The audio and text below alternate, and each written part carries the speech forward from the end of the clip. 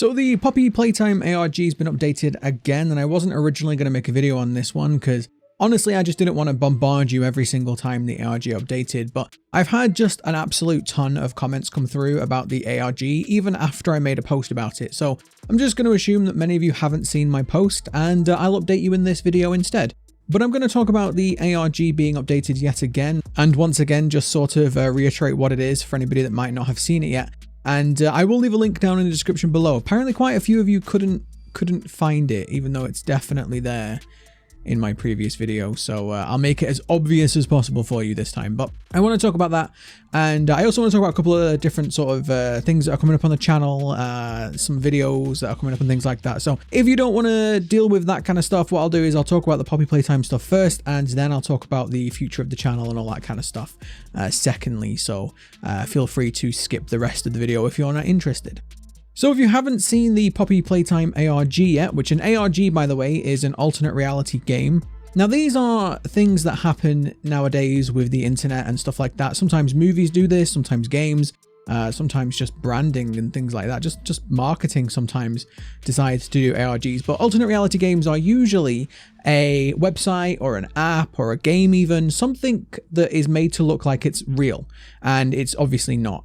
So in the case of Poppy Playtime, what they've done is they've made a website that looks like a security footage, like a CCTV footage.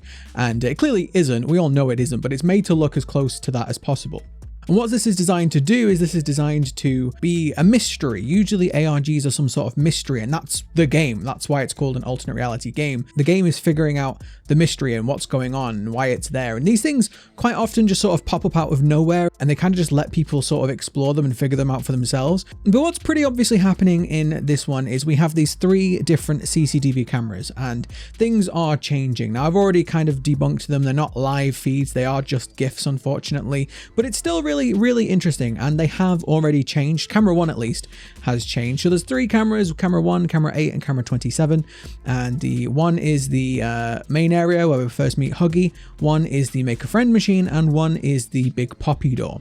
Now a few people have had a bit of a debate about when this is set. Like, is this set before the game, or is this set now in the current time? And I really do firmly believe this is supposed to be the current timeline, especially now that we see this massive blood stain on the floor where CATBEE was. We'll get to that in a minute. That would have been cleaned up. Why would that not be there in the game if this happened before? And we also see that Huggy's missing, and also the make a friend machine is on. So I'm pretty convinced that this is taking place now, after chapter 1 but before chapter 2, and that would make the most sense to me to build up hype for chapter 2, which is coming early 2022. So it's not far off, guys. We're almost in December, so if that comes out in January, it could be just over a month away.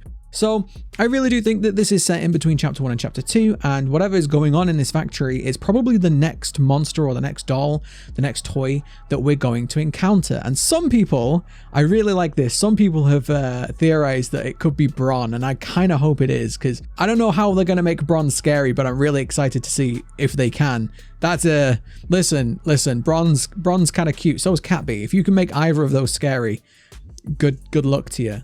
I really hope you can. But in the camera 1, we've had this change a couple of times now. So the first time it appeared, it was just nothing there. It was just the middle room where we found Huggy, and obviously Huggy's not there, but there's nothing really interesting there. But then out of nowhere, overnight, it was updated that there was a CATBEE.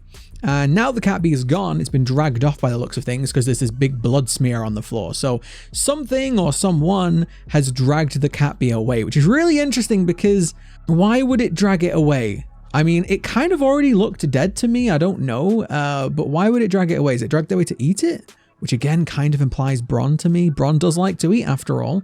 And we also don't know.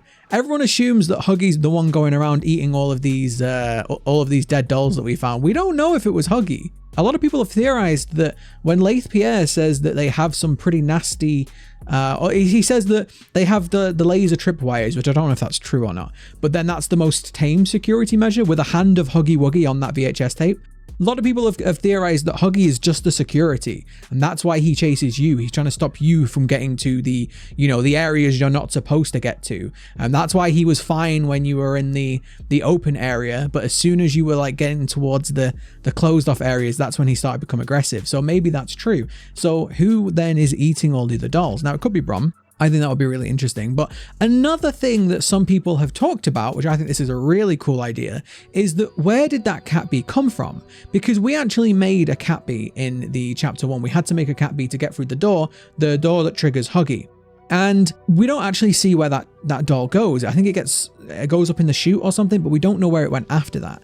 So it could be really interesting then if that is the CATBEE that we created with the Make a Friend machine, especially considering the general theory at the moment, which most people, myself included, sort of believe is that somehow dolls and humans were being hybridized, like people were being put into dolls, or dolls were being turned into people. Either way, we don't really fully know how it works yet, but it really does look like these dolls were being brought to life, or people were being brought to dolls. I'm really not sure either way, but either way, that's the kind of the biggest theory at the moment. It's the one that makes the most sense, which, if that's true, that CATBEE that we assembled could have a person's soul or a person's mind or whatever it is inside it, and we may have just sort of fed it to whoever ate it, which is a really creepy and cool little interesting detail to think about. But I'm really enjoying this ARG so far. It's such a simple idea.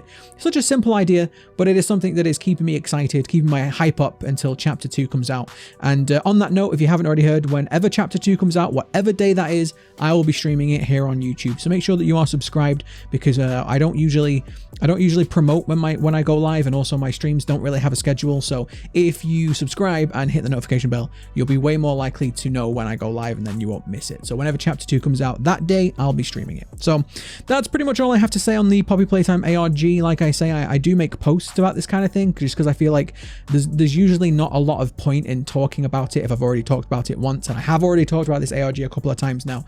So I do update with posts and stuff. So again, subscribe if you want to keep up to date with that, because that's the best way for you to make sure that you actually see my posts and things like that. So you don't have to, it's just up to you. So that's that. And I also have a couple of things I want to talk about with videos coming up on the channel. I have a couple of different ones. Now, you may have actually already seen I have the YouTube silver play button in the background, and yes, I have made an unboxing video on that. It's not really an unboxing, it's more of me just showing it quickly and then talking for like 20 minutes, which obviously I'll condense that down to as short as possible. But I made a video giving some thanks, talking about the how we got to this point, because a lot of you probably don't realize that I've been making content for 4 years just on a previous channel, and this channel's been around for just over a year now. So I kind of talk about the history of the channel, what led up to this point, and I also talk about the future, what my plans are, what I want to do, what I want to get out of this channel and this community, and where I hope it goes. So I made a video about that. If that's not your thing, that is totally okay. You don't have to watch that one if you don't want to watch that one, but I think that some people might find it interesting. And I also want to give some thank yous to people who've really helped out along the way. Not least you guys who tune into my videos and watch. You guys literally, I couldn't do it without you. So I thank everybody in that video properly. So that video will be coming out as soon as I've edited it, as soon as I get a chance to get around to doing it. Which, oh, by the way, my footage is awful. So I'm trying to figure out how to fix that. I really don't want to have to. I might even re-record it, because I had to reset my camera, and my settings were terrible, and I thought putting it in auto mode would be okay. And it turns out that auto mode on a Canon M50 is absolutely trash. So yeah, I may have to re-record some of that, but the unboxing bit, whatever, who really cares? You've all seen an unboxing. So I have that video. I also have a new video I'm working on, what did I call it? 5 more things you might have missed in Poppy Playtime. Now, you might just think I'm milking this one because my 10 things you might have missed video just did really well. But when I actually played Poppy Playtime again the other day, I played it on stream, which, by the way, that stream, holy crap, that was a busy stream. That was a really busy stream. I've never had that many people in a live stream at one time. That was kind of crazy, honestly. But I streamed it again just to see if the update had brought anything new, and it hadn't brought anything new. But even so, I saw things again that I've never managed to notice, including one you'll probably remember if you were in the live stream. There was one thing that I was convinced was new, and it wasn't. I just never noticed it. But I went back on my footage and I looked at it and I was like, no, it was there. I just missed it. So I'm going to be doing 5 more things you may have missed in Poppy Playtime. We're going to talk about the hand symbolism and all that kind of stuff in that video. And I might actually make a theory. I might actually make another theory about the hands and what they could represent and what they could mean, and how that could tie into the overall story as a whole. So I don't know if I'm going to make that one yet. I don't like making theories unless I have like a really good solid basis idea to work on. So I'm going to kind of formulate it in my head a little bit. But yeah, those are the videos.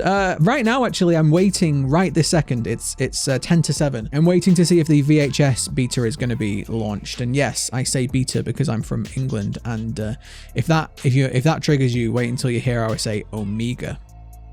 But yeah, VHS, if you've not heard of it, it's a new game very similar to Dead by Daylight. It's an asymmetrical horror game-ish. It's kind of a bit more wacky than Dead by Daylight, but it's an asymmetrical game where one player plays as a monster and 4 players play as the teens. The teens are trying to banish the monster's trying to knock down all the teens. And yeah, it's really interesting. It looks really cool. The studio seems super cool too.